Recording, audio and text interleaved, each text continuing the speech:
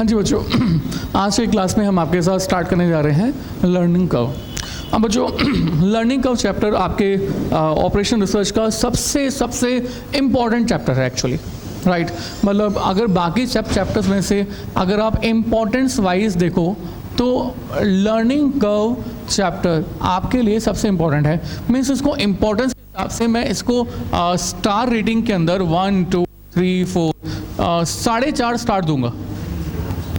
4.5, 5 इसलिए नहीं, 5 स्टार का मतलब तो ये हुआ कि 100% इम्पॉर्टेंट। 100% तो नहीं कह सकते, दुनिया की कोई भी चीज़ 100% नहीं हो सकती, राइट।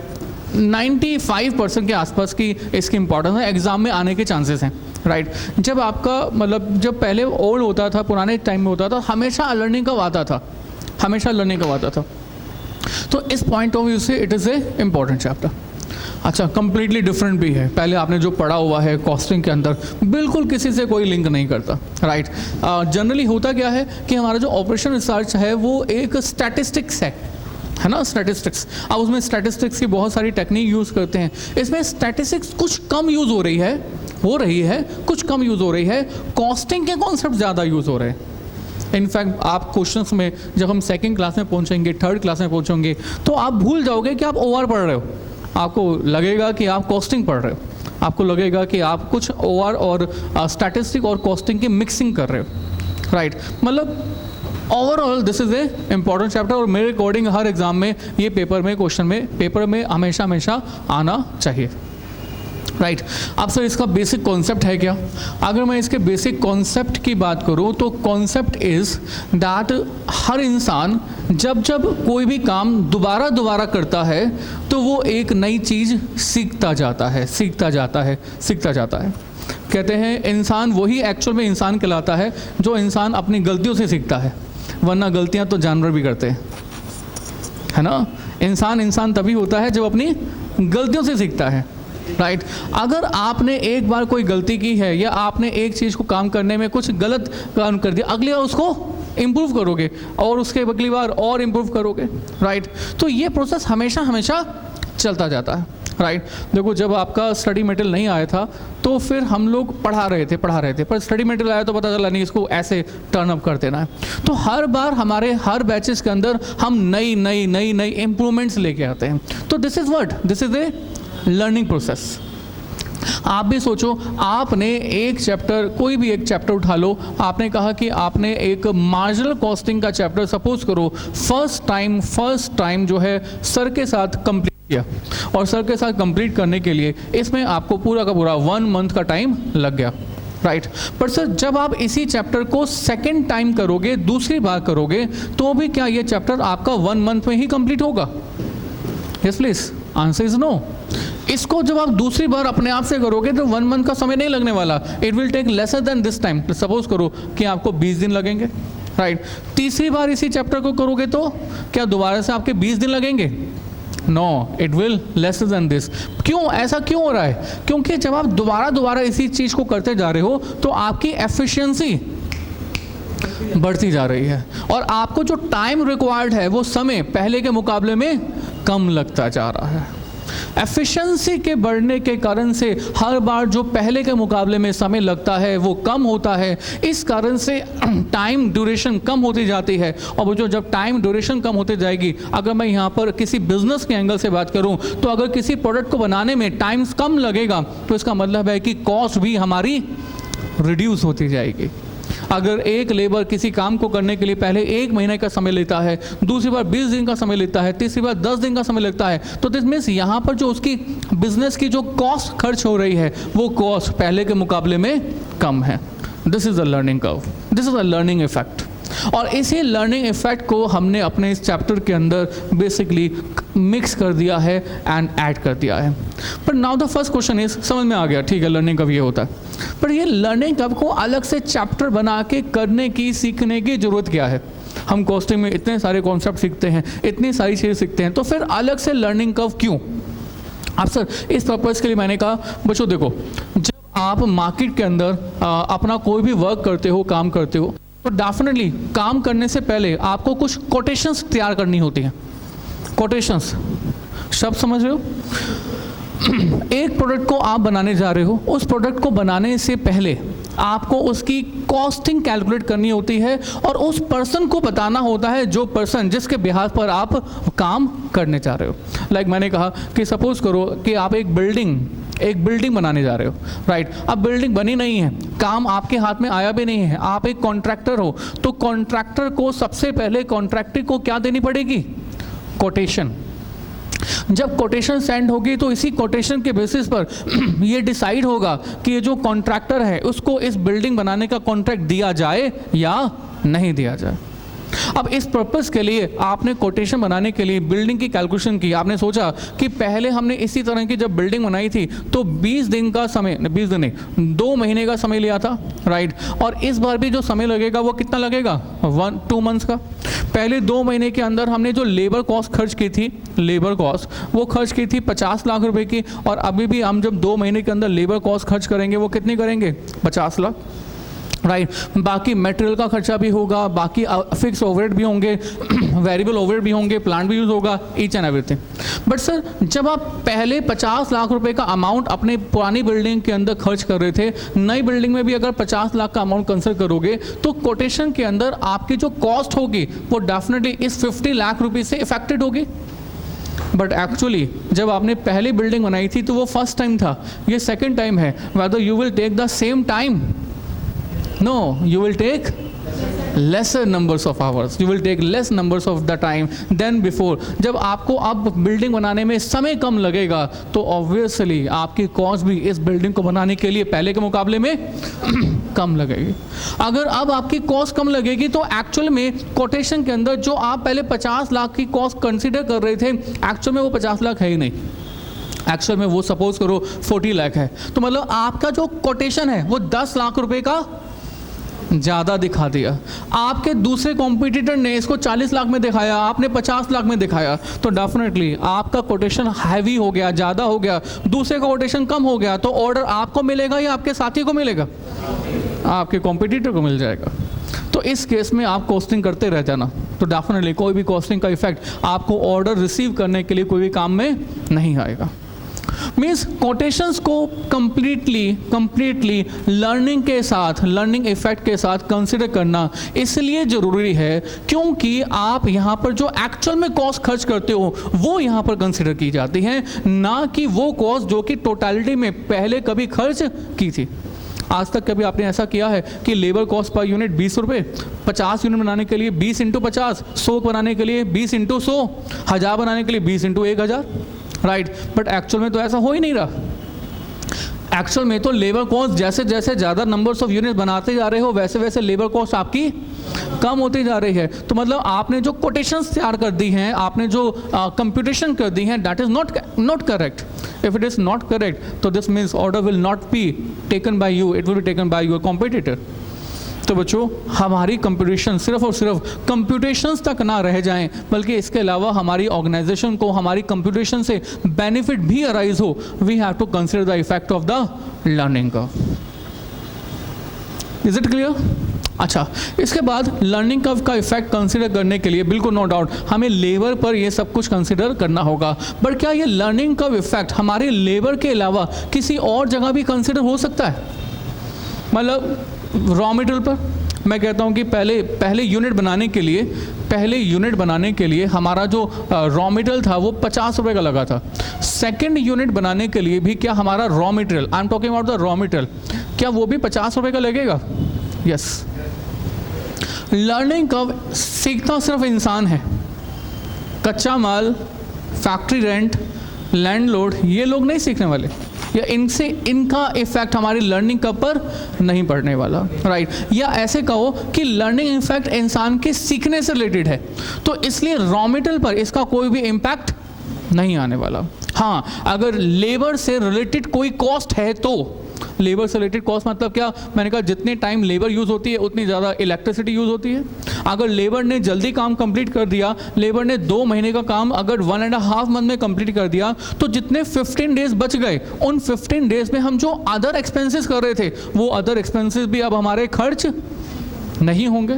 उन 15 डेज के अंदर जो पावर यूज हो रही थी वो पावर खर्च नहीं होगी। उन 15 डेज का जो हमने फैक्ट्री रेंट यहाँ पर पहले एलोकेट किया था, अब उसको एलोकेट करने की जरूरत नहीं है। तो लेबर रिलेटेड कॉस्ट तो हमारी बच सकती है, बट जो कॉस्ट लाइक रॉ मटेरियल है, हमारी लेबर रिलेटेड कॉस्ट नहीं है, वो हमारी सेव नहीं हो सकती। अगर लेबर रिलेटेड कॉस्ट सेव नहीं होगी तो लर्निंग का इफेक्ट इस तरह की कॉस्ट पर कंसिडर भी नहीं होगा, right.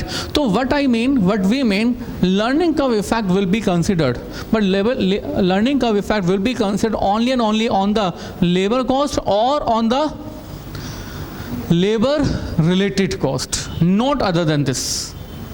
Learning curve effect will be, लिखेंगे learning curve effect will be considered on the labor cost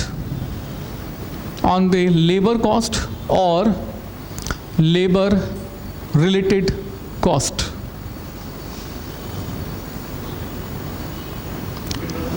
Learning curve effect will be considered on labor cost or labor related cost. ठीक है sir, तो learning का effect हमारे इससे ही consider होगा। पर now the question is कि sir इस लर्निंग का इफेक्ट को हम लोग कंसिडर कैलकुलेशंस में लेकर कैसे आए? लर्निंग का इफेक्ट को हम लोग कैलकुलेशंस में लेकर कैसे आए? देखो बच्चों, नो डाउट एक्चुअल में तो कोई फॉर्मूला नहीं हो सकता। Like what I mean to say, मैंने कहा फर्स्ट टाइम जब आपने एक चैप्टर कंप्लीट किया, सपोज आप लोग एफएम का 4x चैप्टर की बात करते हो, तो 4x चैप्टर जब फर्स्ट टाइम में आपने कंप्लीट किया तो वो 20 दिन में किया, राइट। तो हमने कहा सेकेंड टाइम में जब आप इस चैप्टर को कंप्लीट करोगे तो सपोज करो 15 दिन में करोगे, तो यानी कि कितने डेज रिड्यूस हो गए? 5/20 इंटू 100 यानी कि 25%, राइट। तो अगली बार जब थर्ड करोगे तो क्या एक्चुअल में 15 दिन माइनस 25% में ही कंप्लीट करोगे? This is not compulsory. By chance ऐसा हो जाए तो is a different story, but this is not compulsory. But sir अगली बार अगर 10%, अगर अगली बार 15% कम होगा, अगली बार 10% कम होगा, अगली बार 30% कम होगा, तो हमारी कैलकुलेशन तो बिल्कुल हो ही नहीं पाएंगी। हमारी कैलकुलेशन नहीं हो पाएंगे तो डेफिनेटली हम किसी भी कंक्लूजन पर नहीं पहुंचेंगे, कोटेशन तैयार नहीं होंगे, राइट। तो for the sake of simplicity, for the sake of calculations purpose only, I repeat, only for the calculations purpose only, हम लर्निंग कर्व इफेक्ट को कंसिडर करते हैं through a constant speed. I repeat, through a constant speed. और जो constant speed है उसकी applicability इस तरह से होती है जैसे कि मैं आपको यहाँ पर लिखवाने जा रहा हूँ। लाइक मैंने कहा कि आपने सपोज करो यूनिट्स, पहले एक यूनिट प्रोड्यूस की है, राइट, और इसके लिए आपने जो एवरेज टाइम लिया है, एवरेज टाइम सपोज करो वो लिया है 100 आवर्स का, राइट। तो नो डाउट आपके पास जो टोटल टाइम हो गया, that total time will be obviously 100 hours, right. And then एक चीज़ और हम फाइंड करेंगे, दैट इज इंक्रीमेंटल आवर्स। तो आपके यहाँ पर इंक्रीमेंटल आवर्स है नो डाउट 100 आवर्स, राइट। जब हम लर्निंग कर्व इफेक्ट की बात करते हैं, लर्निंग कर्व इफेक्ट, जब हम लर्निंग इफेक्ट की बात करते हैं तो हम कहते हैं when we double the production, I repeat, when we double the production. Like मैंने कहा एक यूनिट हमने यहाँ पर कर रहे हैं, उसके बाद एक से डबल कितना हो जाएगा? 2। then average time per unit will be some percentage of the previous time, right. अब जो ये सम परसेंटेज है, ये सम परसेंटेज 90% भी हो सकती है, ये सम परसेंटेज 80% भी हो सकती है, ये सम परसेंटेज 70% भी हो सकती है। It can B 60%, it can B 65%, it can be any, right. But generally हम देखते हैं हमारे क्वेश्चंस में, हमारे कॉस्टिंग के अंदर, ओआर के अंदर 90, 80 या 70% को ही कंसिडर किया गया, पर हो तो कुछ भी सकता है। It can be 89%, it can be 94%, it can be 72%, what it is, it depends on the company to company. पर सर जो भी होगा वो हमेशा कांस्टेंट स्पीड से होगा, कांस्टेंट रेट से होगा। और कांस्टेंट स्पीड से हमने कहा if we double the production, एक से कितना? 2, then the average time basically we mean average time per unit, average time will be some percentage of the previous time. Suppose करो मैं लर्निंग का इफेक्ट यहाँ पर 90% ले रहा हूँ, तो 90% का मतलब हुआ कि हर बार 10% की टाइम की रिडक्शन होती जाती है। कब कब? जब जब आप प्रोडक्शन को पहले के मुकाबले में डबल कर देते हो। तो जब जब आप प्रोडक्शन को पहले के मुकाबले में डबल कर देते हो तो एवरेज टाइम पर यूनिट जो है पहले वाले के मुकाबले में 90% हो जाता है। तो पहले टाइम कितना था? 100 आवर्स। तो अब कितना हो जाएगा? 100 hours multiply by, yes please, 90%, so it becomes 90 hours, right. उसके बाद हमने कहा टोटल टाइम बताना, मल्टीप्लाई कर देते हैं, it will B, yes please, 180 hours, right. और बच्चों इंक्रीमेंटल आवर्स, ये इंक्रीमेंटल आवर्स कितने हो जाएंगे पहले? सो 100 से 180 हो गया, मतलब ये 80 आवर्स हो गया। तो क्या आप इस 80 आवर्स को मुझे इंटरप्रेट करके बता सकते हो? यस। इसका मतलब है पहले यूनिट में तो हमने 100 आवर यूज़ कर लिए, बट जब हमने सेकेंड यूनिट बनाई, तो सेकेंड यूनिट में हमने 100 से 180 तक आते हुए यानी कि कितने आवर्स यूज़ किए? Sorry, in the first unit we use 100 hours, in the second unit we use 80 hours, in the second unit we use 80 hours, in the total of 2 units we used 180 hours, right। and again अगर मैं learning का effect को और आगे consider करूं, if we double the production, पहले 2 थी, 2 से डबल कर देते हैं, तो 2 से डबल क्या हो जाएंगी? 4। If we double the production then average time per unit will be 90% of the previous time. तो पहले आपके पास 90 था, तो 90 का 90% कर देंगे, तो 90 का 90% बोले तो it becomes 81। So this will be the average time per unit, right. तो average time per unit will be 81 hours, और 81 आवर्स के बाद अगर मैं आपसे कहूं कि बताइए बच्चों टोटल टाइम कितना है, तो मल्टीप्लाई कर दिया जाएगा, इट विल बी 4 and 3 24, 324, क्या 24, 324 आवर्स, राइट। और वो जो फिर से इंक्रीमेंटल फाइंड कर लेते हैं, 180 से 324 हाउ मच? 144 या 144। तो दिस मीन्स ये 144 इंक्रीमेंटल आवर्स, ये बेसिकली क्या शो कर रहा है, क्या बता रहा है? ये बता रहा है कि 2 की जगह 4 जब यूनिट बनाते हो, यानी कि आप 2 यूनिट्स बनाने के लिए, इन 2 यूनिट्स बनाने के लिए आप कितने एक्स्ट्रा आवर्स यूज करते हो? 144। Means production of 2 units after first 2 units will take 144 hours, right. And total of 4 units will take 324 hours, right. बच्चों आपके पास डिफरेंट तरीके से क्वेश्चन आपसे एग्जामिन करेगा, पूछेगा, राइट। आपसे पूछेगा कि बताइए टोटल टाइम फर्स्ट 2 यूनिट्स के बाद कितना लगा, टोटल टाइम फर्स्ट यूनिट के बाद बताओ कितना लगा। सपोज क्वेश्चन कहता है find the total time of producing 3 units just after the first unit if the learning का इफेक्ट इज 90%। तो आप कहेंगे कि फर्स्ट यूनिट में तो हमने 100 आवर्स ऑलरेडी खर्च कर दिए हैं, राइट। इसके बाद 4 यूनिट्स के अंदर हमें टोटल टाइम लग रहा है 324। तो इसका मतलब कि फर्स्ट यूनिट के बाद बाकी आगे की 3 यूनिट्स बनाने के लिए हमारे पास जो टोटल टाइम लगेगा इट विल बी 100 से 324 की तरफ जा रहे हैं, मतलब कितना? 224, राइट। लर्निंग का इफेक्ट और आगे चलते हैं। If we double the production मतलब 4 से double 8, then the average time per unit will be 81 का कितना? 90%, कितना आता है? 72.9 hours, right. Total time 72.9 multiply by 8 and this is we have, फिर से 583.2 आवर्स, राइट। तो यहाँ से यहाँ पर आते हुए how much incremental hours are there?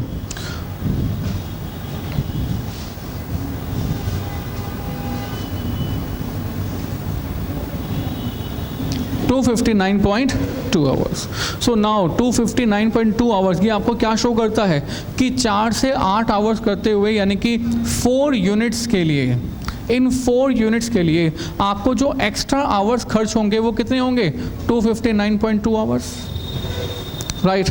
तो मतलब ये कि इन 4 यूनिट्स के लिए 259.2, राइट। पर आपको ये पूछा जाए कि बताओ बच्चों how much time you will take for producing 7 units after first unit, पहले यूनिट के बाद 7 यूनिट के लिए कितना टाइम लगेगा? तो आप कहेंगे 1 के बाद 8 बना दे, मतलब फर्स्ट यूनिट के बाद 7 और बनानी है, तो कहाँ पर पहुँचना है 8 पर।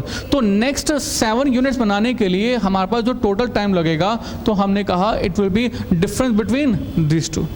पहली यूनिट के लिए 100 आवर्स तो ऑलरेडी कंसिडर कर चुके हैं, तो टोटल 8 यूनिट बनाने के लिए इतना टाइम है। तो यानी कि फर्स्ट यूनिट के बाद 7 यूनिट बनाने के लिए कितने आवर्स, 583.2 माइनस 100 यानी कि 483.2। तो इसके बाद भी बच्चों वही है, if we double the production and then average time will be 90% of the previous time and then total time and then increment time. I think आप समझ चुके हैं। इस टेबल को आप कॉपी करेंगे, हर क्वेश्चन में हमें इस तरह की टेबल बनानी होगी। ये लर्निंग का इफेक्ट 90% की टेबल थी। अगर हमारे पास लर्निंग का इफेक्ट सपोज करो 80% होता, तो आप क्या करते, 100 का 80%, फिर 80 का 80%, फिर उस नंबर का 80%, हर बार 80% होता जाता। Right, this is a way of calculation that we will make.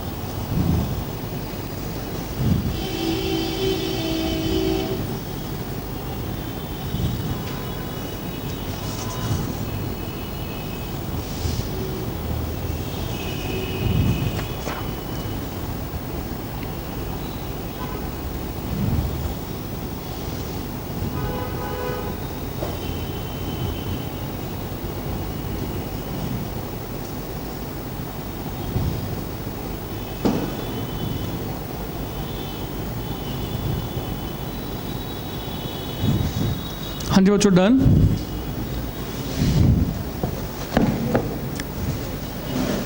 हाँ जी बच्चों, done. No, please do this first और लास्ट में लिखेंगे।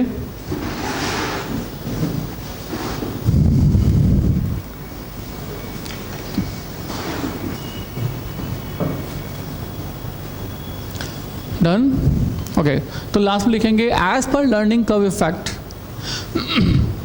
As per learning curve effect underline कर लीजिएगा और नेक्स्ट लाइन में लिखिएगा if we double the production, if we double the production then average time per unit,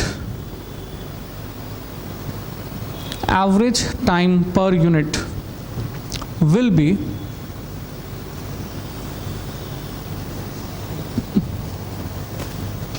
90%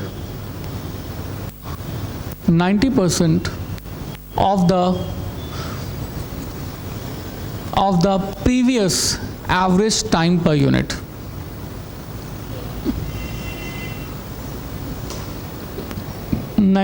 of the previous average time per unit. इस 90% के ऊपर एक छोटा सा स्टार बनाइए और स्टार को नीचे लिखिए varies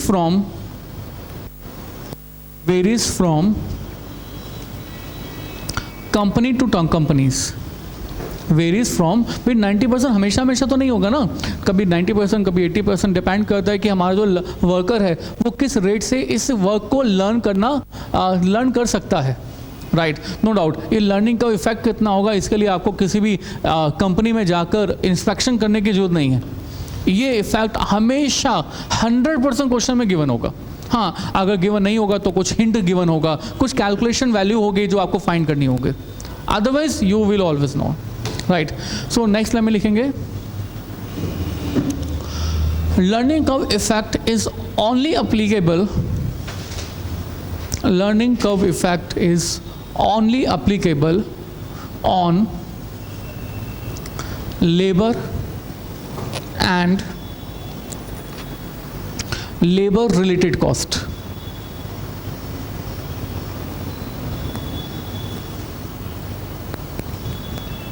right.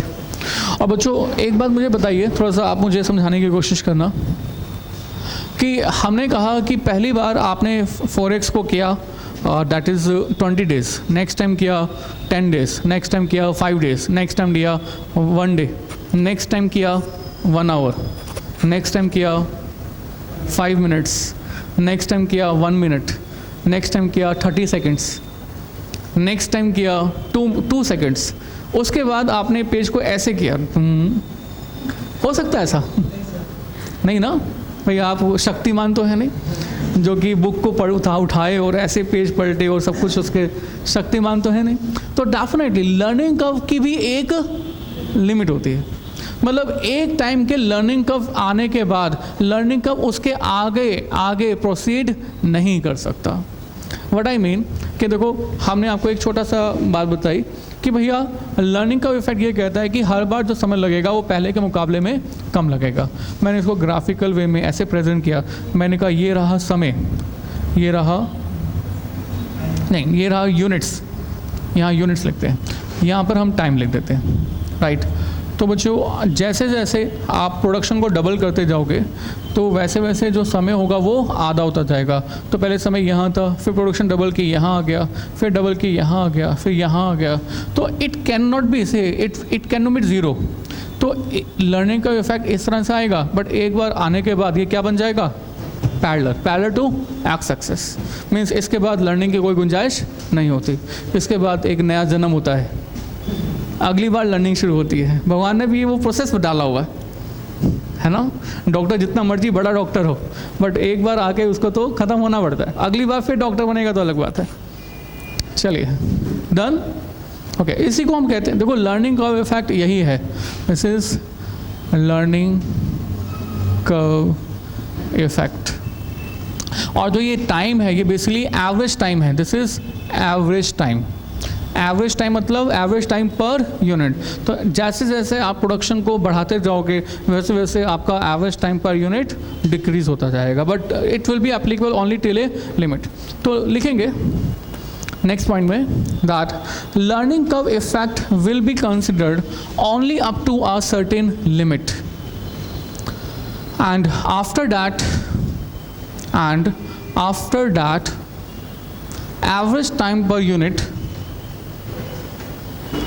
after that learning curve effect will be considered only till a certain limit and after that average time per unit will be constant. Average time per unit will be constant, right? Okay, point number next. अच्छा ये तो ठीक है, but sir हम अपने जितने भी numerical questions करेंगे हम कभी ये नहीं मानेंगे कि ये कांस्टेंट हो जाएगा। भाई हमारे क्वेश्चंस करने की, कैलकुलेशन करने की एक लिमिट होती है। How we will come to know कि लर्निंग का इफेक्ट सिर्फ 4 बार डबल प्रोडक्शन करने तक आएगा, 5वीं तक नहीं आएगा, राइट। तो हम जब भी क्वेश्चन करेंगे तो हम ये बिल्कुल नहीं मानेंगे कि लर्निंग का इफेक्ट कांस्टेंट भी हो रहा है। हम तो हमेशा एवरेज टाइम पर यूनिट को 90% हमेशा करते जाएंगे, बट प्रैक्टिकली ये नहीं होता, ये हमें पता होना चाहिए, ठीक है। अच्छा नेक्स्ट लाइन में लिखेंगे learning curve effect can never be applied on raw material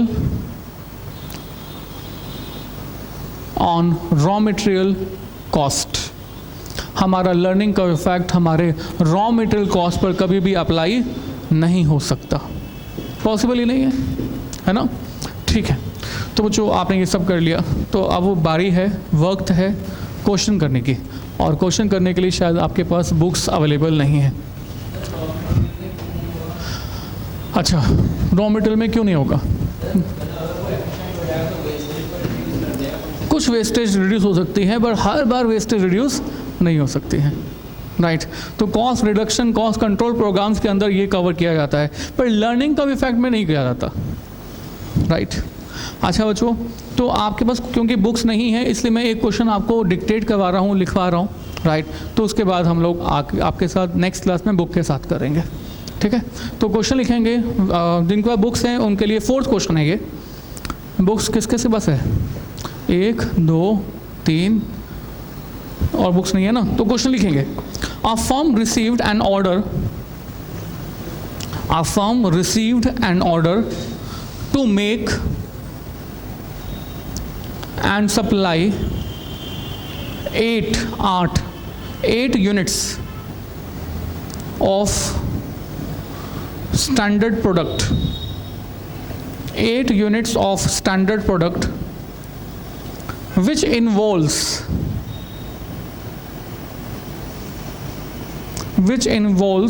intricate, INTRICATE, intricate labor operation, full stop. The first unit was made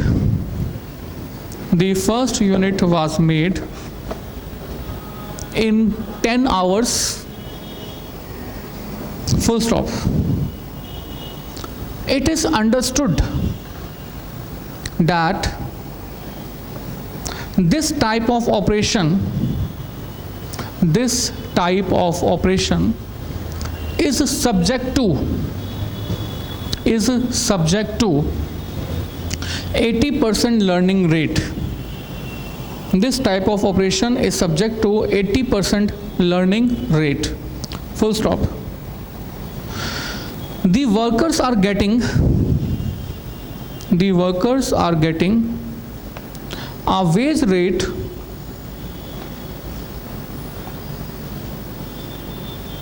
of rupees 12 per hour. The workers are getting wage rate of rupees 12 per hour, full stop. What is the total time and labor cost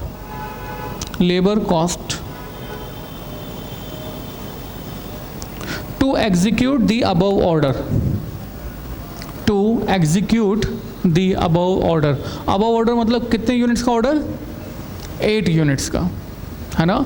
8 units के order के लिए time कितना लगेगा और cost कितनी लगेगी, ये बताना है। सेकंड पार्ट, इसी क्वेश्चन का सेकंड पार्ट है,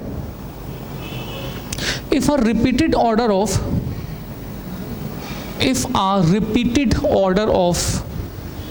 24 units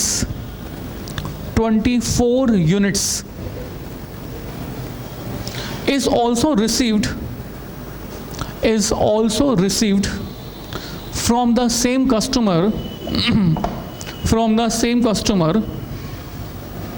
comma, what is the labor cost necessary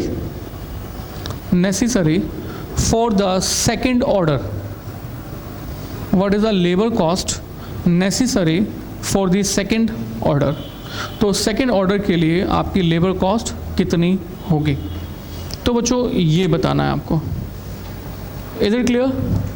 okay, तो बच्चों कैसे करेंगे, क्या बताया वो आपको मैंने कहा कि आपके पास क्वेश्चन जिस मर्जी तरह का हो, आपको सबसे पहले क्या करना है, टेबल बनानी है, राइट। और इस टेबल के अंदर आप लोग कैसे फॉर्म करेंगे, लाइक वी से स्टेटमेंट शोइंग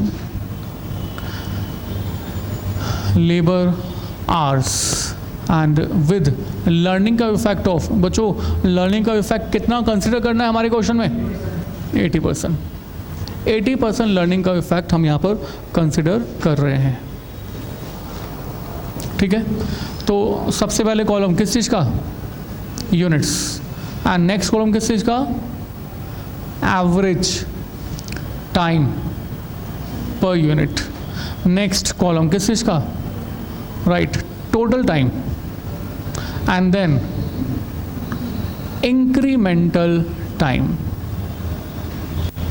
राइट।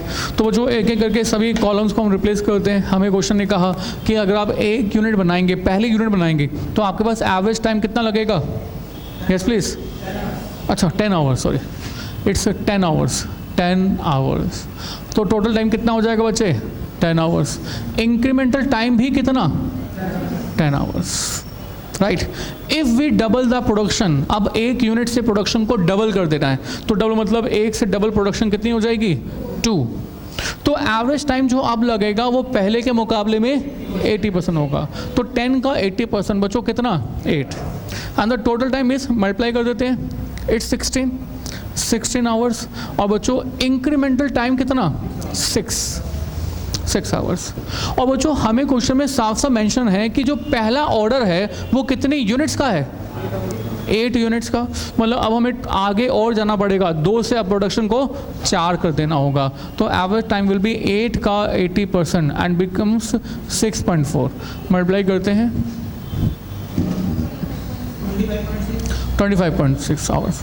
अब बच्चों incremental time 9.6 hours, and again 4 से डबल कितना, 8, एंड अगेन 6.4 का 80% कितना, फिर से 5.12, और फिर से मल्टीप्लाई कर दीजिए 40.96 आवर्स,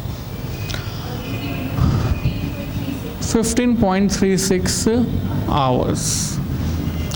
फिर 8 से डबल, अच्छा 8 से डबल की जरूरत नहीं फिलहाल, राइट। फर्स्ट पार्ट में आपसे पूछा हुआ है what is the labour hours and labour cost for the producing 8 units, तो 8 यूनिट्स के लिए आपने कहा कि आपको जो एवरेज टाइम लगेगा वो कितना लगेगा, सॉरी आपको जो टोटल टाइम लगेगा वो कितना लगेगा, 40.96, और लेबर कॉस्ट, लेबर रेट कितना है बच्चों, क्वेश्चन से देख के बता दो, 12 रुपये की रेट है, तो 12 रुपये का रेट कंसिडर करेंगे। तो हमने कहा दैट लेबर आवर्स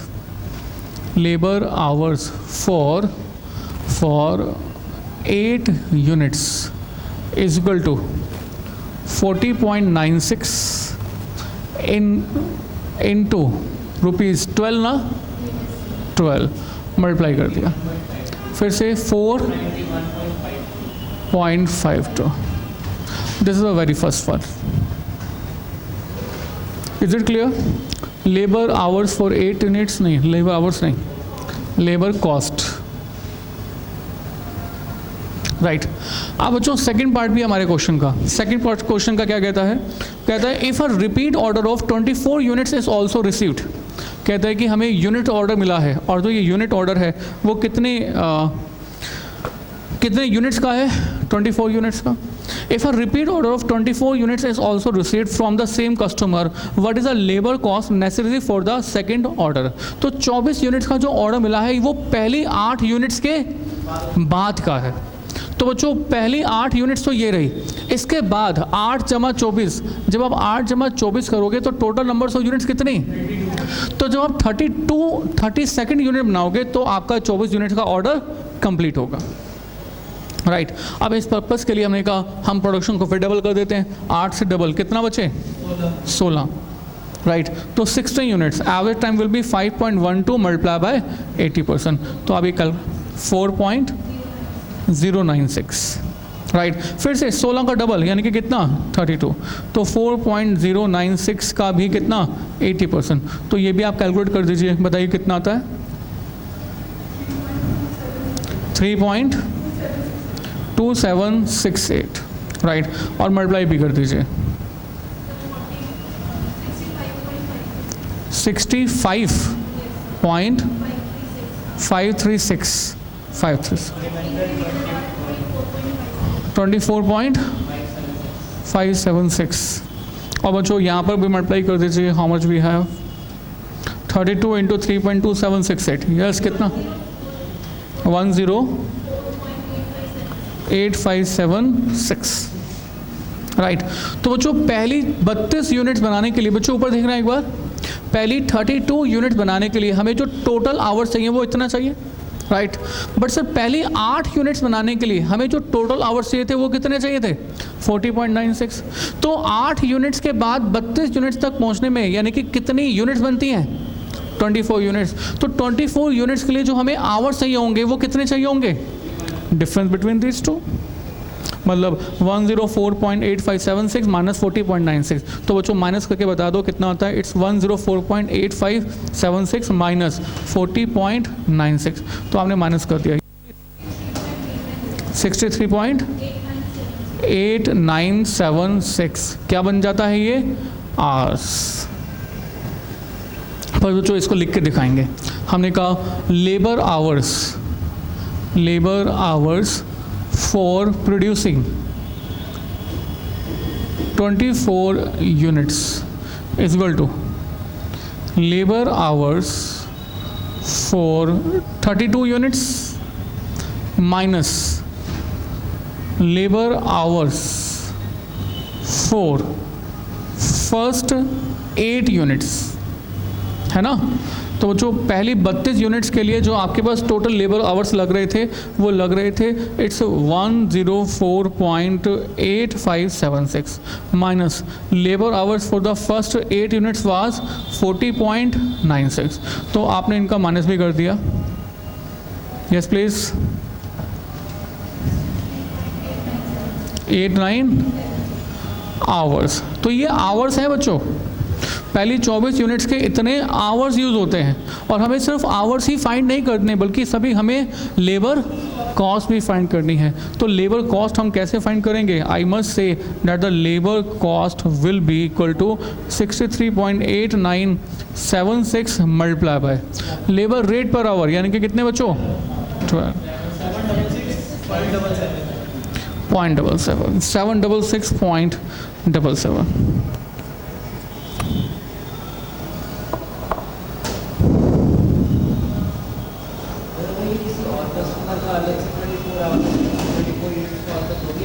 बच्चे कस्टमर कोई भी हो, हम लोग प्रोडक्शन तो अपनी कंपनी में ही कर रहे हैं, तो लर्निंग को अपनी कंपनी से ही आ रही है। चाहे ए कस्टमर है, बी, मैंने कहा कि मैं पढ़ा रहा हूँ, मुझे आपसे आज जो सीखने को मिलेगा वो मैं दूसरे कस्टमर पर ही तो अप्लाई करूँगा, और जिन्होंने मुझे लास्ट टाइम कुछ सिखाया होगा वो आपके ऊपर अप्लाई होगा, राइट। तो कस्टमर ही तो हमेशा हमेशा सिखा कर जाता है ना। तो ये बात गलत है कि हम आपको सिखाते हैं, एक्चुअल में तो स्टूडेंट हमें सिखाता है।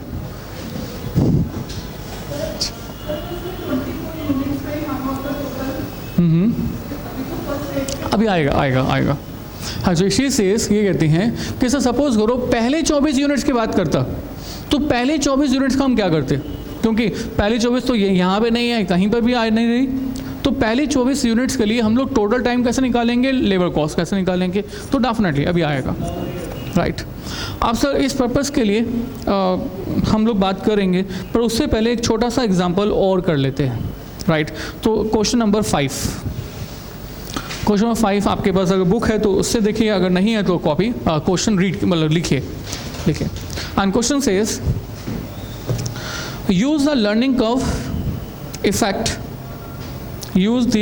Curve effect for calculating expected unit cost of making number A 4 machines and number B 8 machine 8। Next line में यूजिंग द डेटा बिलो, और डेटा आपके पास गिवन है बच्चों कुछ एक, आप इसको लिख लीजिए। We have direct labour needed या direct labour for first machine is equal to 1000 hours। direct labor for first machine is equal to 1000 hours। next line में learning curve effect 90%। direct labor cost इसके सामने लिखेंगे ₹15 per hour. Next line में direct material cost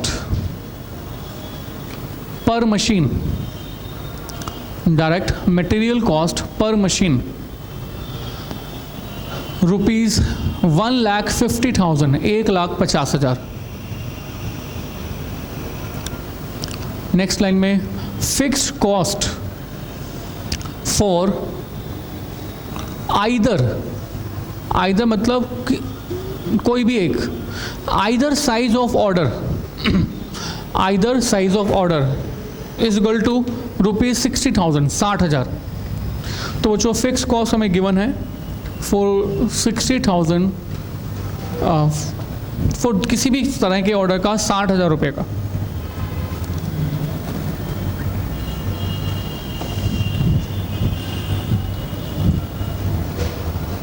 हाँ जी बच्चे, फिर से हम आगे चलते हैं। आपके पास बच्चों गिवन है सबसे पहले कि अच्छा फाइंड क्या करना है, फाइंड करना है average unit cost of making 4 machine and 8 machine. अगर आप 4 मशीनरी बनाएं तो बताओ आपकी एवरेज कॉस्ट पर यूनिट कितनी आएगी, और 8 मशीन के बनाएं तो कितनी आएगी। तो हम क्या करते हैं कि 4 मशीनरी जब हम बना रहे हैं तो इस केस में पहले टोटल कॉस्ट निकाल लेते हैं और उस टोटल कॉस्ट को नंबर्स ऑफ मशीन से डिवाइड कर देंगे, we will have the average cost per unit. ऐसे ही 8 मशीन्स के लिए भी आप पहले total cost of the 8 machines find कर लीजिए, और जब total cost of the 8 machines आ जाएगा तो उसको डिवाइड कर देंगे 8 से, you will have the average cost per machine. पर सर सबसे पहले क्या फॉर्म करेंगे, टेबल। सबसे पहले टेबल, तो सबसे पहले टेबल फॉर्म करते हैं, उसके बाद देखेंगे कि बाकी सब क्या है, राइट। तो first of all we have to make the table. तो देखते हैं क्या।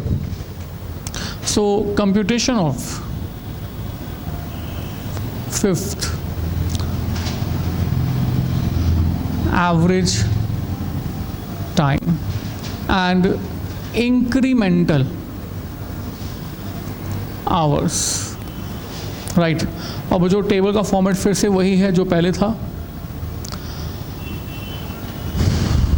Units, average hours per unit, total hours and incremental hours, right. तो जो सबसे पहली यूनिट हमें तो क्या चाहिए, हमें तो चाहिए पहली यूनिट बनाने में हमें कितना समय लगेगा ये बताओ बस। ये हमें क्वेश्चन में बताया हुआ है, पहली मशीनरी बनाने के लिए आपको कितना समय लगेगा, क्वेश्चन में क्या कहा हुआ है 1000 आवर्स, राइट। इसके बाद total hours no doubt 1000 and incremental hours 1000। अब एक से डबल कर देते हैं। और learning curve effect, learning curve effect question क्या कह रहा है 90%। तो next time it will be 900, 1800 and 800। 2 से डबल कितना 4, तो 900 का 90%, तो इट बिकम्स 810। मल्टीप्लाई कर देते हैं, 8 से 4, 3240 माइनस कर देते हैं 1440। 4 से डबल बचो कितना 8, तो मतलब 810 का 90% 729, 5832, 2592। So these are the incremental hours, total hours and average time per unit.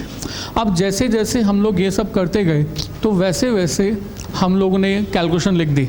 तो हमें एक्चुअल में ये सब नहीं करना था, हमें तो क्या करना है, computation of total cost and per unit cost. हमें तो टोटल कॉस्ट निकालनी है और पर यूनिट कॉस्ट निकालनी है। और कितनी कितनी मशीन्स की, 4 मशीन की एंड 8 मशीन्स की। देखो बच्चों, अब आपके पास जो कैलकुलेशन है ये कॉस्टिंग की, ये कॉस्टिंग है, राइट। बट कॉस्टिंग के अंदर हमने लर्निंग का इफेक्ट ऐड अप कर दिया है। This is operation research, right. So 4 machine कहाँ से स्टार्ट करें, क्या कहते हो, डायरेक्ट मटेरियल। भाई आप कॉस्टिंग में भी जब आप टोटल कॉस्ट निकालते थे तो सबसे पहले क्या लिखते थे, डायरेक्ट मटेरियल। और डायरेक्ट मटेरियल के लिए बच्चों क्वेश्चन से देखो, क्वेश्चन ने क्या कहा, direct material cost per machine is rupees 1,50,000। तो 1,50,000 रुपये पर मशीन। और 4 मशीन के लिए बच्चों कॉस्ट कितनी रुपीज़ की हो जाएगी, 6 लाख। और 8 मशीन के लिए 12 लाख। तो क्या यहाँ पर डायरेक्ट मटेरियल पर हमारे लर्निंग कर्व का इफेक्ट नहीं होगा, नो। लर्निंग कर्व का इफेक्ट हमारे डायरेक्ट मटेरियल पर नहीं होता, वो तो labour and labour related cost per होता है। ठीक है बच्चों, डायरेक्ट मटेरियल हमने लिख दिया। इस डायरेक्ट मटेरियल में हम लोग ऐड कर देते हैं क्या, direct labour cost, right, for 4 machine के लिए भी और 8 मशीन्स के लिए। और कुछ कंसिडर करो, 4 मशीन जब आप प्रोड्यूस करोगे तो आपको टोटल आवर्स कितने लगेंगे, 3240, यस ना। जब 4 मशीन्स आप प्रोड्यूस करोगे तो टोटल आवर्स कितने लगेंगे, 3240। तो हमने कहा it will be like this, 3240 multiply by cost per hour, और जो ये कॉस्ट पर आवर है ये हमें क्वेश्चन से मालूम चल जाएगा, 15, इट्स ₹15। तो ये 4 मशीन के लिए फाइंड कर लिया। और जब हम 8 मशीन फाइंड करें प्रोड्यूस करेंगे तो total time will B 5832, 5832 multiply by ₹15। Multiply कर दीजिए बच्चों, 48,600 और मल्टीप्लाई कर दीजिए 87,480। Is it clear? ओके। इसके अलावा बच्चों हमें क्वेश्चन के अंदर एक कॉस्ट और गिवन है, कौन सी कॉस्ट, फिक्स्ड कॉस्ट। तो क्वेश्चन से देखो और देखो आपके पास इन दोनों का सम, बेसिकली मैं क्या कहूँगा इसे, right, this is my prime cost. तो प्राइम कॉस्ट हमने फाइंड कर दिए 6,48,600 एंड 12,87,480। और इसमें मैं ऐड कर दूंगा बच्चों कौन सी कॉस्ट, फिक्स्ड कॉस्ट। तो फिक्स्ड कॉस्ट का अमाउंट मैंने ऐड करते हुए लिख दिया। और ये फिक्स कॉस्ट कितने रुपीज़ का है, 60,000, 60,000 रुपये, 60,000 रुपीज़, राइट। और बस आपके पास अब आ गया टोटल कॉस्ट।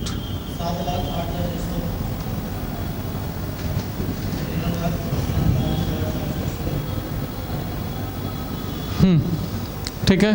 और बच्चों इधर टोटल कॉस्ट आ गई और हमें टोटल कॉस्ट फाइंड नहीं करनी, मुझे तो क्या फाइंड करना है, पर यूनिट। तो पर यूनिट फाइंड करने के लिए मैं इस टोटल कॉस्ट को बच्चों किससे डिवाइड कर दूंगा, नंबर्स ऑफ मशीन से। और मेरे पास यहाँ पर नंबर्स ऑफ मशीन हैं 4 और यहाँ पर नंबर्स ऑफ मशीन हैं 8। तो डिवाइड कर देंगे तो आपको पास आ जाएगा कॉस्ट पर मशीन। तो कॉस्ट पर मशीन आप आइडेंटिफाई कर लेंगे।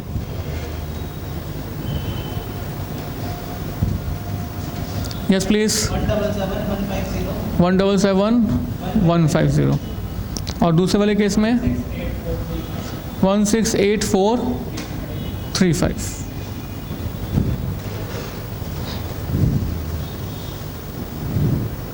So this is the cost per unit and this is our answer.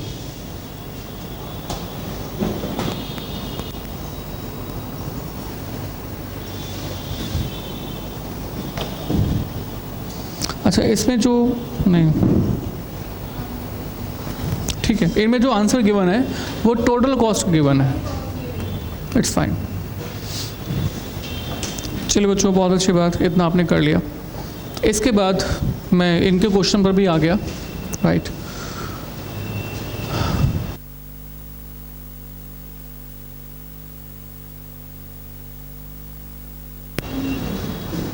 हाँ जी बच्चों, इसके बाद हम लोग कौन से क्वेश्चन में पहुंच गए हैं, क्वेश्चन नंबर 8 पर।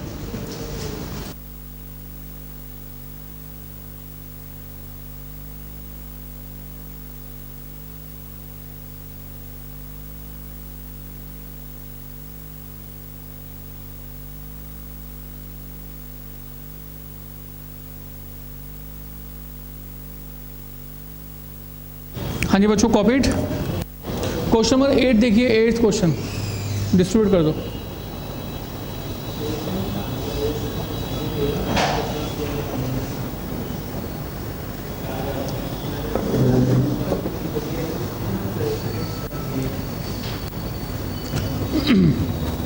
देखो बच्चों, इसके बाद हम लोग क्वेश्चन नंबर 8 पर आ गए हैं। अब 8th क्वेश्चन हम लोग देखते हैं कि क्या कहता है। Question number 8,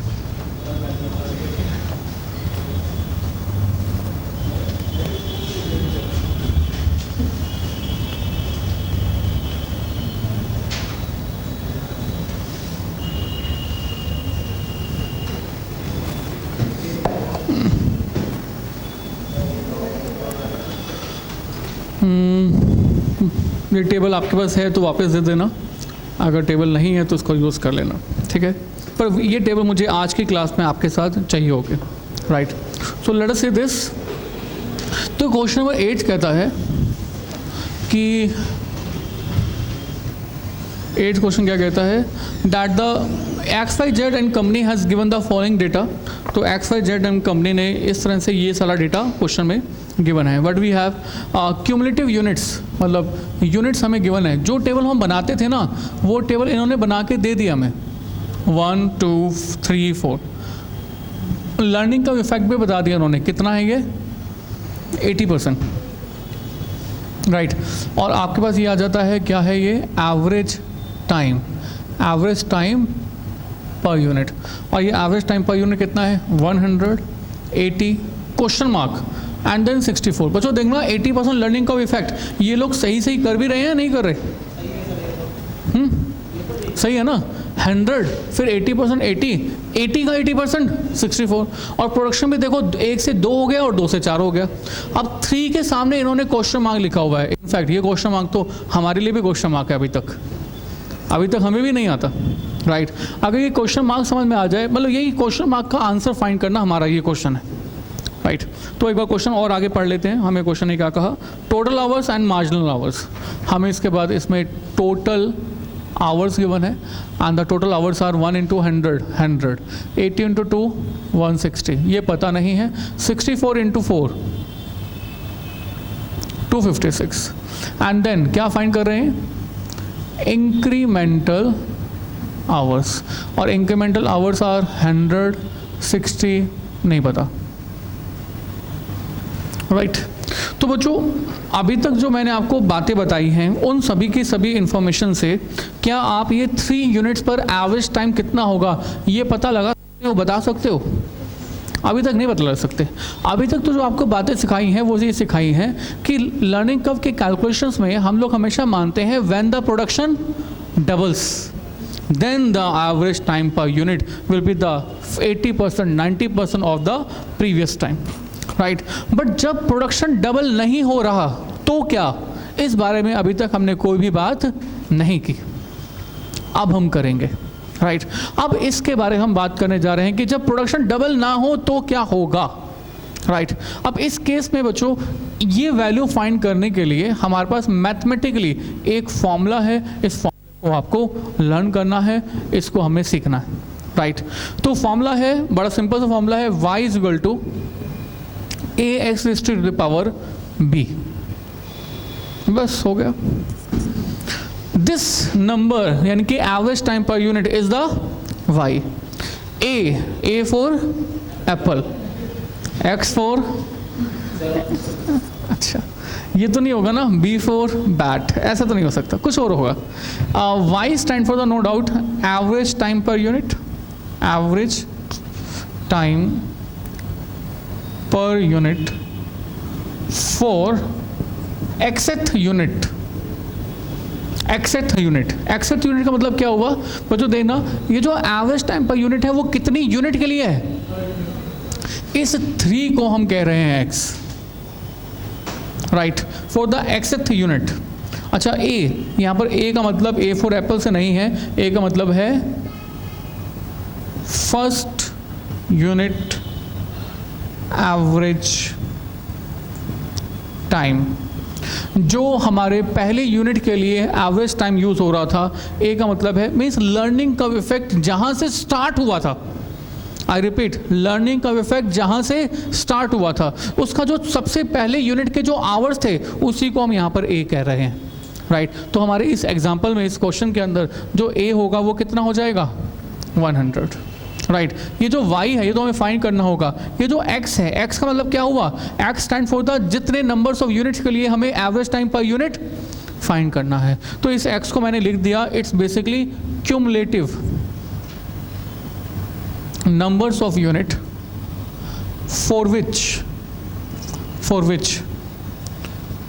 average time per unit we have to find out, right। अब से b क्या है, b नहीं समझ में आया। तो बच्चों b का मतलब है, B stand for the learning curve effect, right. B stand for the learning curve effect. अब जो ये लर्निंग कर्व इफेक्ट होता है, ये लर्निंग कर्व इफेक्ट कैसे फाइंड होता है, कैसे कंप्यूट करते हैं, ये एक अलग सवाल है। What I mean, B stand for the learning curve effect. तो लर्निंग कर्व इफेक्ट का मतलब हुआ क्या, लाइक जैसे कि मैंने कहा हमारे इस एग्जाम्पल में लर्निंग कर्व इफेक्ट जो है वो कितने परसेंटेज के लिए है, 80% के लिए, राइट। तो बी को हम लिखेंगे log of 0.8 upon log of 2।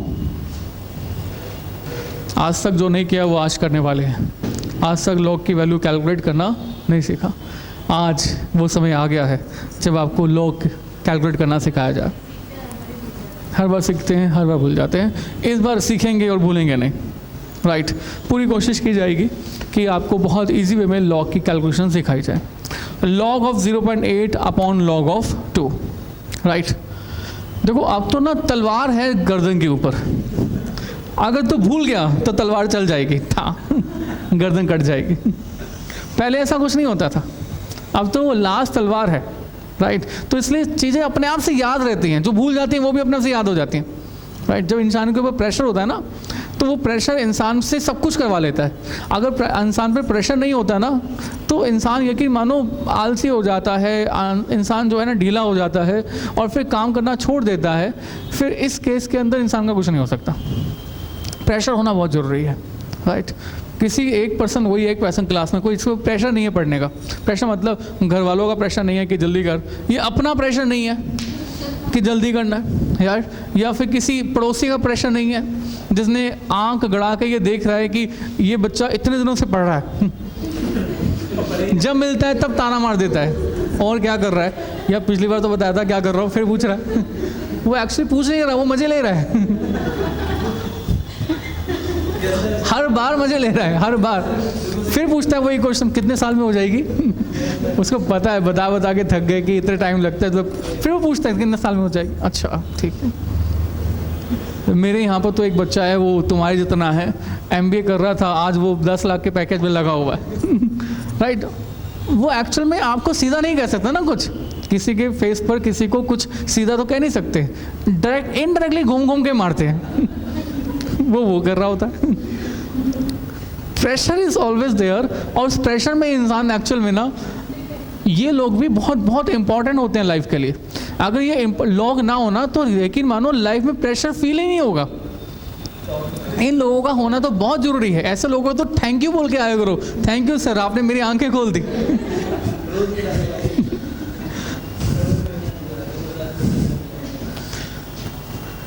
log 0.8 upon log 2 log table में देखना होगा, हम लोग सीखेंगे। अच्छा, इसमें log 2 हमेशा हमेशा आएगा, और ये जो 0.8 है ये लर्निंग के इफेक्ट के लिए आया हुआ है। लाइक मान लो नहीं, ये जो नंबर है ना, ये तो b की वैल्यू है, और ये b क्या है जो कि हमारे फॉर्मूले में टॉप पर पावर में आ रहा है।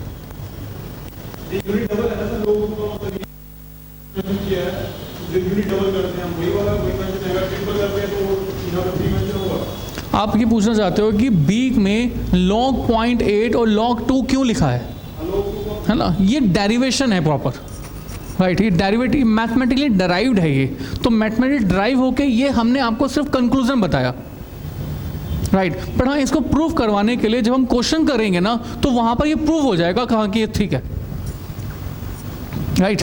तो ये एक डेरिवेशन है, इसका मैथमेटिकली प्रूव आप जब क्वेश्चन करोगे तो वो डेफिनेटली हो जाएगा, राइट। अभी आपको सिर्फ डेरिवेशन बताई। ये log 2, ये 2 तो हमेशा जमा रहेगा, और ये 0.8 इसलिए आया है क्योंकि हमारे क्वेश्चन में लर्निंग का इफेक्ट 80% है। अगर लर्निंग का इफेक्ट 90% होता तो वहाँ पर 0.8 के जगह पर 0.9 हो जाता, लर्निंग का 70% में 0.7 हो जाता, राइट। तो मतलब हमें अब दो बातें सीखनी है। लाइक बच्चों देखो, x = हमारे इस क्वेश्चन में x कितना है 3, और y कितना है y तो फाइंड करना है, राइट। तो अगर मैं इस फॉर्मूले को लिखना चाहूँ, तो फॉर्मूले को लिखूंगा y = a बोले तो 100 इंटू x बोले तो x cumulative numbers of units, और cumulative numbers of units are 3, और पावर b। तो जो हमें दो चीज़ें सीखनी है। पहला काम तो ये सीखना है कि b की वैल्यू कैसे आएगी, और दूसरा काम सीखना है कि जब b की वैल्यू आ भी जाएगी तो यहाँ पर रिप्लेस करने के बाद इसकी कैलकुलेशंस कैसे होंगे। तो हमें दो काम सीखना है। जैसे हम ये दो काम सीख लेंगे तो I will have the value of y, और y का मतलब है I will have the value of the average time per unit. तो एवरेज टाइम पर यूनिट आने के बाद 3 से मल्टीप्लाई करके टोटल टाइम आ जाएगा, टोटल टाइम आ गया तो इंक्रीमेंटल टाइम आ जाएगा, एवरीथिंग इज क्लियर। लाइक आपने पूछा था कि 24 यूनिट्स के लिए कैसे करेंगे, तो अगर आपको इसी को आगे ले जाके 24 यूनिट्स तक लेके जाना होता तो 24 जो है क्या बन जाता, x, और उस x के लिए हम y निकाल रहे होते, तो यहाँ पर अब वहाँ पर x की जगह पर x की जगह 24 होता, a 100 ही रहेगा, b लर्निंग इफेक्ट रहेगा, हम y फाइंड कर लेंगे। तो मतलब जितने भी यूनिट्स हों उन सब के लिए हम ये वाला फॉर्मूला यूज़ कर सकते हैं। प्रूफ करना अभी पेंडिंग है, प्रूफ मैं आपको करके दिखाऊंगा जिससे कि आपको मालूम हो जाएगा कि ये फॉर्मूला बिल्कुल ठीक है, पर पहले इसकी कैलकुलेशन की तरफ सीखना बहुत बहुत ज़रूरी है। सो हम आज की क्लास में इसके बाद इसकी कैलकुलेशन सीखने जा रहे हैं, राइट। तो मैंने अपना वॉच उतार दी है, राइट। अब मुझे ताकत की ज़रूरत है ना, क्योंकि आपको मैं एक ऐसी चीज़ सिखाने जा रहा हूँ जो कि आज तक बचपन से आप लोग पीछे छोड़ाते आए हैं, है ना। तो लेट अस सी दिस। देखो बच्चों, can I rough this portion, मुझे वाला पोर्शन चाहिए।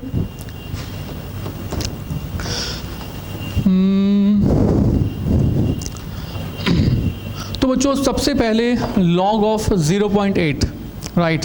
log ऑफ 0.8 को हम टेबल से कैसे देखेंगे, इस पर्पस के लिए बच्चों मैं आपको हमेशा बताऊं, जब भी आपको log देखना है तो log आप डेफिनेटली log टेबल में से देखेंगे, बट आप log टेबल देख ही नहीं सकते अगर आपके पास ये जो नंबर है ये नंबर स्टैंडर्ड फॉर्म में नहीं है। आई रिपीट, आप ये log ऑफ दिस नंबर ये देख ही नहीं सकते अगर आपके पास ये नंबर किस फॉर्मेट में नहीं है, स्टैंडर्ड फॉर्मेट में। अब ये स्टैंडर्ड फॉर्म क्या होती है, स्टैंडर्ड फॉर्म का मतलब होता है log के अंदर कि log के पास जो भी नंबर हो ना उसमें फर्स्ट डिजिट के और सेकंड डिजिट के बीच में डेसिमल होना चाहिए। इसके आगे जितने मर्जी नंबर्स हों that will not make any difference, but first two numbers के बीच में डेसिमल, लाइक मैंने कहा ये है 3.421 चल जाएगा, this is 1.421, 1.52, first two number के बीच में अगर डेसिमल है तो इसको हम कहेंगे स्टैंडर्ड फॉर्म। log देखने के लिए आपके पास इस नंबर का स्टैंडर्ड फॉर्मेट में होना बहुत बहुत ज़रूरी है, राइट। आप लोग नहीं देख सकते अगर स्टैंडर्ड फॉर्म ना हो। पर बच्चों ये बताओ, यहाँ पर भी तो फर्स्ट टू नंबर हैं, तो इनके बीच में ये पॉइंट है डेसिमल है, तो is it in standard form? नहीं। लेफ्ट में जो जीरो लगी होती है उसका कोई वैल्यू, मैंने कहा आपने एक्सपेक्ट किया कि आपका 5 लाख का पैकेज होगा, राइट, 50 लाख का पैकेज होगा, पर सपोज करो वो लास्ट वाली 2 जीरो पहले लगी होती तो that will not make any sense, है ना। तो ऐसे ही डेसिमल के पहले जो जीरो है इसका कोई वैल्यू नहीं है, इसकी कोई रेलिवेंस नहीं है। तो डेफिनेटली आपको क्या चाहिए, ये जो डेसिमल है किसी तरह से 8 के और आगे खिसक जाए, आगे शिफ्ट हो जाए, राइट में चले जाए, राइट। तो कैसे करोगे आप बच्चों, किसी भी नंबर में आप डेसिमल को आगे पीछे मूव कर सकते हो, प्रोवाइडेड आप किसी भी 100, 10,000 से मल्टीप्लाई डिवाइड कर दो, राइट। तो डिवाइड करते हैं, मैंने कहा इसको मुझे एक डिजिट आगे लेके आना है तो मैंने 10 से मल्टीप्लाई कर दिया। जब मैं 10 से मल्टीप्लाई कर दूंगा तो 10 से डिवाइड भी करना पड़ेगा, राइट। तो मेरे पास ये नंबर बन जाएगा log ऑफ 0.8 इंटू 10, क्या बन जाएगा 8.0 divided by 10। Is it clear, right. But sir इसके अलावा जब आप log यूज़ करते हैं या log टेबल देखते हैं तो log के बेसिक कुछ 3 फार्मूलाज होते हैं। इन 3 फार्मूलाज को आपको जरूर लर्न करना चाहिए, that is log m upon n, log m into n and log m की power n and one more log of 10 की पावर n। 4 फॉर्मूलाज हैं basically. log m upon n is always equal to log of m minus log of n. log m into n is always equal to log of m plus log of n. log of m raised to the power n is equal to n of log of m and log 10 raised to the power n। बच्चों यहाँ पर 10 और log cancel हो जाता है, answer is always n। तो बच्चों ये आपके पास बेसिक 4 फॉर्मूलाज हैं जिसका आप यूज़ कभी भी कहीं पर भी कर सकते हो, provided the numbers are in logarithm form. Right. तो बच्चों अब आप बताइए यहाँ पर मैं कौन सा फॉर्मूला यूज़ करूँ, log ऑफ 8.0 अपॉन 10 लिखा हुआ है तो log of m upon n। So I must say मैं ऐसा कह सकता हूँ कि log of 8.0 into 10 raise to the power -1, sorry log of m minus log of n। बच्चों ऐसे है ना, this is m and this is n, तो now I can say log m minus log n। यहाँ तो कोई doubt है, कुछ पूछना है तो पूछ सकते हैं। ये लास्ट वाला है कि 10 log of 10 raise to power n है ये, तो जब भी 10 लिखा हो तो 10 से log कैंसिल हो जाता है, बाकी n बच जाता है। बच्चों इज इट क्लियर? अब आप देखो क्या ये जो दो नंबर लिखे हुए हैं ये अब हमारे स्टैंडर्ड फॉर्मेट में हैं?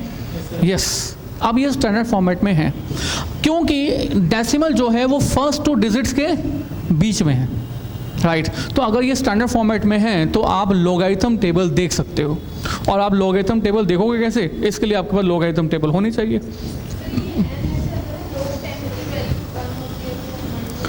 ऐसा कर सकते हैं, ऐसा कर सकते हैं। एक मैं ले लूँ, थैंक यू। तो वो जो लॉग की टेबल देखेंगे तो you must have the log table. तो इस लॉग टेबल में ध्यान दीजिए क्या करना है हमें। इस लॉग टेबल में ना देखो इधर यहाँ पर कुछ नंबर्स गिवन है वर्टिकल फॉर्मेट में और कुछ नंबर यहाँ पर हॉरिजॉन्टल फॉर्मेट में। तो जैसे कि आपको देखना है 8.0, तो 8.0 आपको कहीं नहीं मिलेगा। इस 8.0 को इसमें आगे जितने मर्जी डेसिमल लगा सकते हैं, कोई दिक्कत नहीं है, कोई फ़र्क नहीं पड़ता। क्यों? क्योंकि डेसिमल के बाद तो जितने मर्जी जीरो लगाओ that will make any difference. तो हम लोग 80 को देखेंगे इस वर्टिकल लाइन के अंदर और इसके आगे 80 के आगे जो नंबर है उसको देखेंगे ऊपर हॉरिजॉन्टल लाइन के अंदर।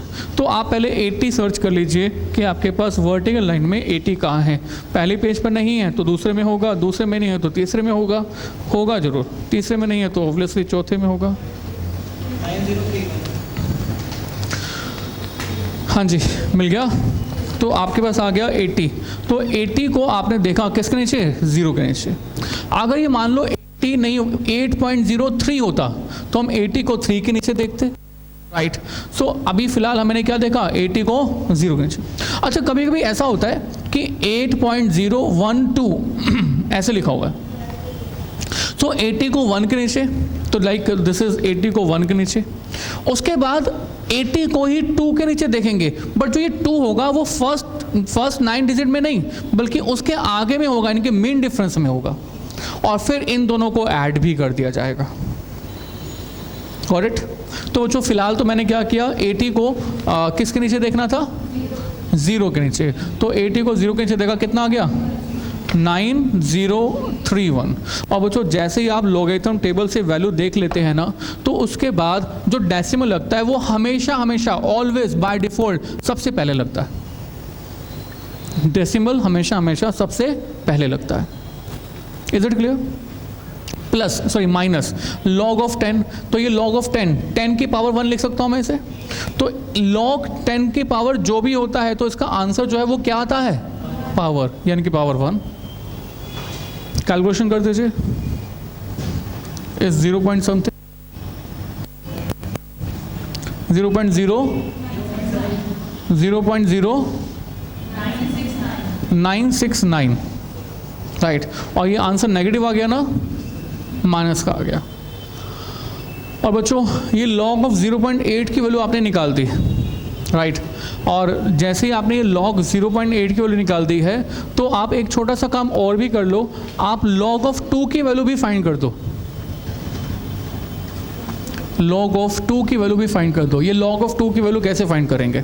तो log ऑफ 2 की वैल्यू फाइंड करने के लिए बच्चों पहले बताओ, ये जो 2 है यानी कि ये हमारा स्टैंडर्ड फॉर्मेट में है। यस, किसी भी नंबर में जो डेसिमल होता है वो कहाँ लगा होता है? उसके बाद। और उसके बाद तो जितनी मर्जी 0 लगा सकते हैं।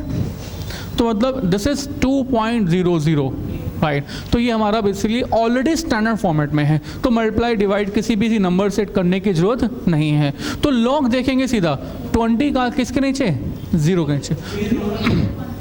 3010 डेसिमल कहाँ पर? सबसे पहले। इधर क्लियर? बच्चों आपको याद होगा हम तो लर्निंग कर्व इफेक्ट की वैल्यू फाइंड करने जा रहे हैं, है ना। हमें तो learning curve effect, learning curve effect की वैल्यू फाइंड करनी है, यानी कि हमें बी फाइंड करना है एट 80%। तो 80% में हमने लिखा था log of 0.8 upon log of 2, और log ऑफ 0.8 की वैल्यू आपने अभी भी थोड़ी देर पहले फाइंड की थी। इसको यहाँ रिप्लेस करो, -0.0969 upon log of 2। log of 2 की वैल्यू आपने फाइंड की है 3010, और आप डिवाइड भी कर दो, और डिवाइड करने पर जो भी नंबर आएगा that is the value of B.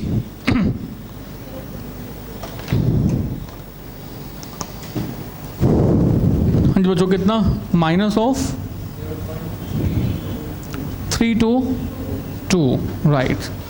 और बच्चों ये वैल्यू आपको लर्न कर लेनी है। जब जब 80% लर्निंग का इफेक्ट होगा तब तक आप log ऑफ 0.8 अपॉन log 2 करोगे, तब तक -0.322 आएगा। तो बी की वैल्यू ये वैल्यू लर्न कर लो। Got it. जनरली होता ये है, इनफैक्ट लर्न करने की जरूरत नहीं होती है, क्वेश्चन में ये गिवन होता है। क्वेश्चन में गिवन होता है कि लर्निंग कर्व इफेक्ट में बी की वैल्यू को आप ये वाली लोगे, राइट। तो हर बार क्वेश्चन में गिवन होता है, बाय चांस नहीं गिवन तो उसके लिए आप ये छोटा सा नंबर लर्न कर सकते हो, 0.322। Is it clear. बट बच्चों एक्चुअल में हम लोग सिर्फ लर्निंग का इफेक्ट को फाइंड नहीं कर रहे थे, हम तो अपना क्वेश्चन कर रहे थे, याद है। तो हमारा जो क्वेश्चन था वो कैसे था, हटा दे। तो हमारा क्वेश्चन कुछ इस तरह से था,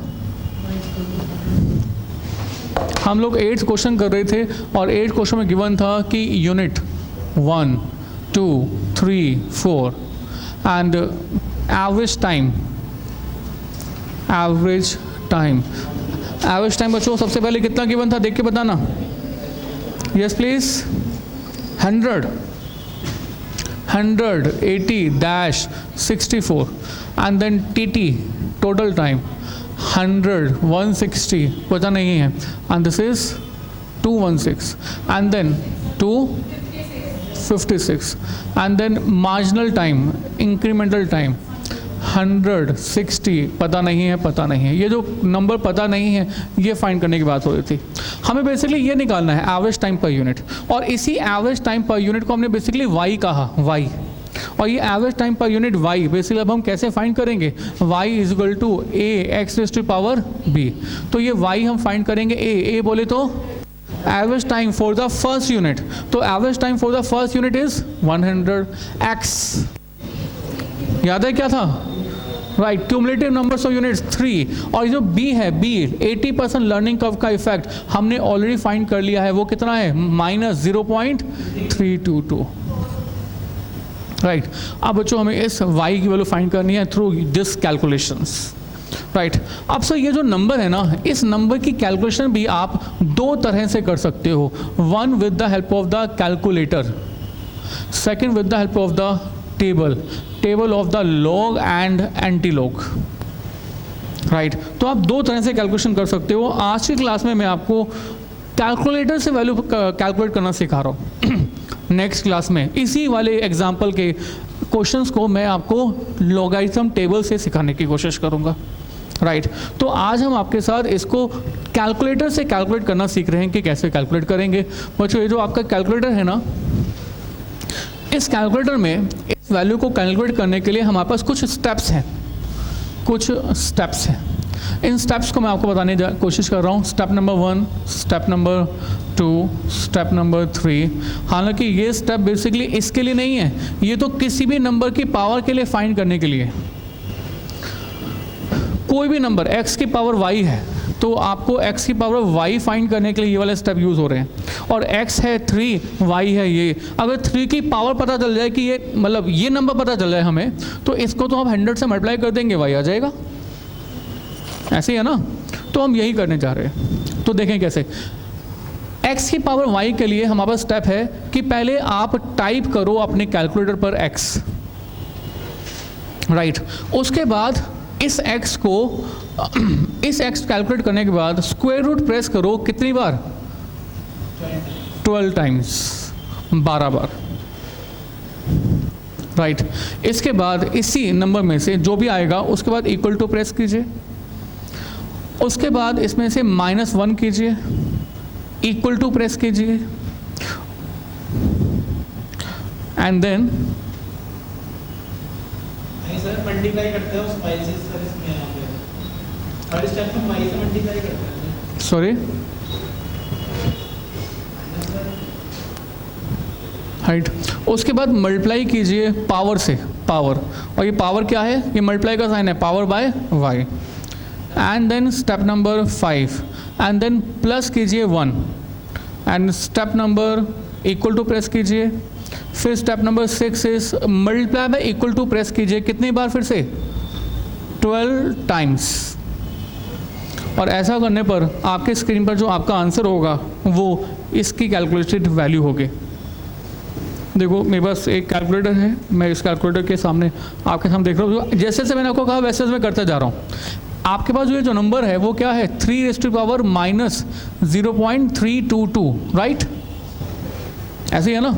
तो आप यही करने जा रहे हैं, तो मैंने प्रेस कर दिया कैलकुलेटर पर क्या, 3, पहले आपने x टाइप कर 3, इसके बाद स्क्वायर रूट प्रेस करना है, कितनी बार, 12 टाइम्स। तो 1 2 3 4 5 6 7 8 9 10 11 12 बार एंड देन -1, अच्छा ये इक्वल टू नहीं है, इसी में ही -1 इज इक्वल टू, तो मैंने -1 कर दिया, इक्वल टू भी कर दिया। इसके बाद मल्टीप्लाई करना है किससे, y से, y मतलब क्या नंबर, ये वाला नंबर, राइट। तो जो भी पावर है इससे मल्टीप्लाई कर देना है। सो मल्टीप्लाई कर देना है, मल्टीप्लाई कर देना है दिस नंबर, मल्टीप्लाई बाय 0.322,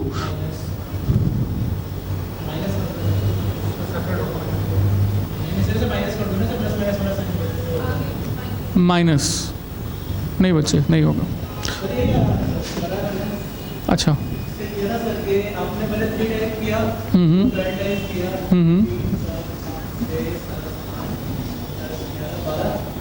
उसके बाद -1, फिर मल्टीप्लाई बाय 0.322, बड़ी माइनस वाला जो प्लस माइनस होता है ना, अच्छा इसमें है तो सही, अच्छा और फिर 12 टाइम्स, ठीक, बचो फिर से 3 1 2 3 4 5 6 7 8 9 10 11 12 -1 is equal to multiply bye, और हम मल्टीप्लाई कर रहे हैं 0.322 माइनस वाले से, नाउ +1 ना, उसके बाद multiply by equal to, multiply by equal to,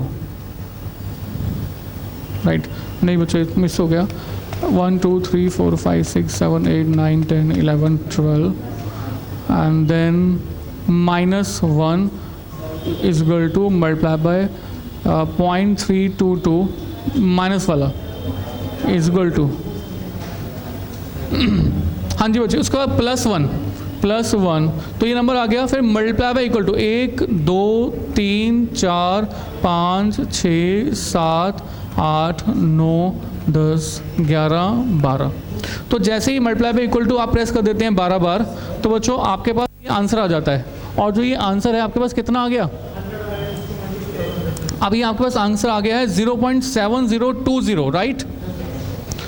तो आपके पास आंसर आ गया ये 0.7020। तो 0.7020 जो है ये आपके पास किस चीज़ की वैल्यू है, हाँ ये तो 3 की पावर की वैल्यू है ना। तो आप यही कर रहे हैं, y is equal to 100 into 0.7020, तो मीन्स 70.20, राइट। अब ये आंसर ठीक है या नहीं, इसको चेक करने का रास्ता ये है बच्चों, ऊपर देखना एक बार, ये जो वैल्यू होनी चाहिए average time per unit, please ऊपर, ये जो y की वैल्यू होनी चाहिए 70.20, वो ऑब्वियसली इस 80 से छोटी होनी चाहिए और 64 से बड़ी होनी चाहिए। तो इसको चेक करने का तरीका है कि वो इसके बीच में लाई करेगी, राइट। तो हमने कहा ये नंबर आ गया है 70.20, और मल्टीप्लाई करके आपके पास टोटल टाइम आ सकता है, मल्टीप्लाई कर दीजिए तो कितना आ जाता है ये 210.60, and we will have the incremental hours and we also have the total hours, right।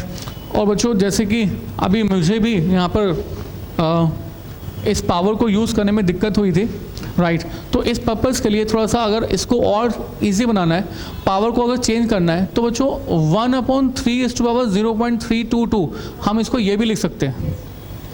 मैं आपको यही सोच रहा था कि आपको ऐसे कहता हूँ कि पहले आप 3 की पावर 0.322 की वैल्यू निकाल लो, उसका रेसिप्रोकल कर देना, you will again have the same answer. ऐसा भी कर सकते हैं अगर आप चाहें तो, पर सर पावर अगर नेगेटिव से आप कर सकते हैं तो बहुत अच्छी बात। Is it clear? हाँ जी, किसी का ये आंसर नहीं आया 0.7020 कैलकुलेटर में नहीं हुआ? एक बार फिर से लिया, मैं आपको बताता हूँ। एक मेरे साथ करो, मेरे साथ करना फिर से। हमने क्या किया है, 3 टाइप कर दिया, स्क्वायर रूट प्रेस करना कितनी बार? 12 बार। 1 2 3 4 5 6 7 8 सॉरी 12 बार। आंसर कितना आ गया आपका? 1,000,026,825। ठीक है, अब इसके बाद क्या करना है? -1 इक्वल टू, तो यहाँ पर लिखो -1 इक्वल टू लिख दिया मैंने। तो ऐसा करने पर आपके पास जो स्क्रीन पर आपके पास आंसर है ये क्या है? 0.00026,825। अच्छा, और आगे चलते हैं, मल्टीप्लाई बाय वाई है, वाई मतलब क्या? पावर। तो बच्चों पहले क्या करो, पावर जो है 0.322 लिखो, मतलब क्या बच्चों ऊपर देखो, मल्टीप्लाई बाय 0.322, राइट। पर मल्टीप्लाई बाय पावर के साथ साथ मुझे नेगेटिव साइन भी कंसिडर करना है, तो नेगेटिव साइन के लिए आपके पास एक और स्विच होता है इसके अंदर, प्लस माइनस का, उसको एक बार प्रेस कर दो, आपके स्क्रीन पर माइनस लिखा हुआ आ जाएगा। Got it? तो मल्टीप्लाई बाय ये पावर लिखने के बाद आप इसको इक्वल टू प्रेस कर दीजिए, ऑल दिस वी हैव। और ये नंबर क्या है? 0.00008637709, राइट। और क्या करेंगे? +1, तो +1 equal to this is we have. तो मेरे पास अब नंबर आ जाता है 0.9999136, राइट। और उसके बाद बच्चों क्या करना है? Multiply by equal to press करना है, कितनी बार?